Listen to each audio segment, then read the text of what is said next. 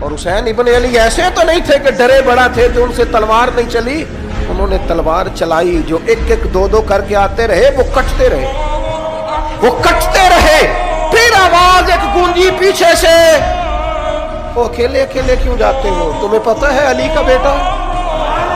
علی کا گھر تو وہ گھر ہے کہ جس گھر کا ہر ایک بچہ جسے دیکھو وہی شیر خدا